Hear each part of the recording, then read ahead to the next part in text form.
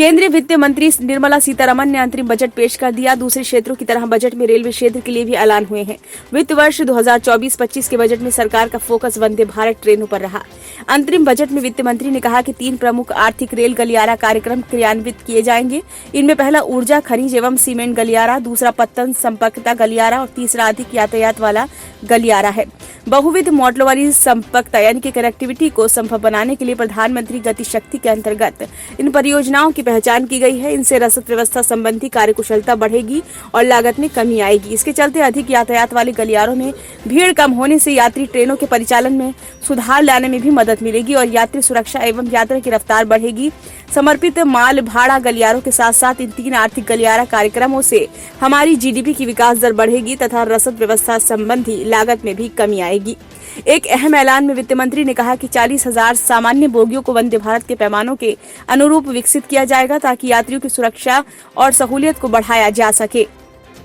केंद्रीय वित्त मंत्री निर्मला सीतारमण ने पिछली बार रेलवे क्षेत्र के लिए भी कई अहम ऐलान किए थे। वित्त मंत्री ने बजट में रेलवे के लिए 2 करोड़ 40 लाख रुपए के पूंजीगत परिव्यय की घोषणा की थी। ये वित्त वर्ष 2013-14 में किए गए परिव्यय का लगभग 9 गुना था।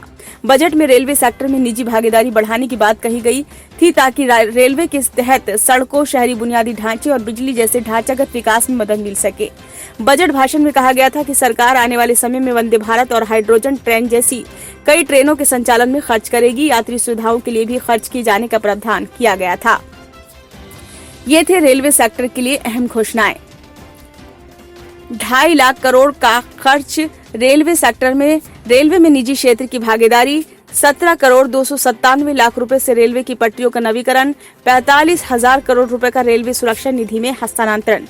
पिछले बजट में रेलवे ने अपने आय और व्यय का ब्यौरा भी उपलब्ध कराया था। उसने 2023-24 बजट में यात्रियों से 70,000 करोड़ रुपए की कमाई का अनुमान लगाया था, जो कि पिछले बजट सत्र में 64,000 करोड़ था। वहीं माल ढुलाई से वित्त वर्ष 2023-24 में 1 करोड़ 79 लाख रुपए की कमाई होने का अनुमान था, जो कि 2022 और 23 बजट में 1 करोड़ 65 लाख रुपए था।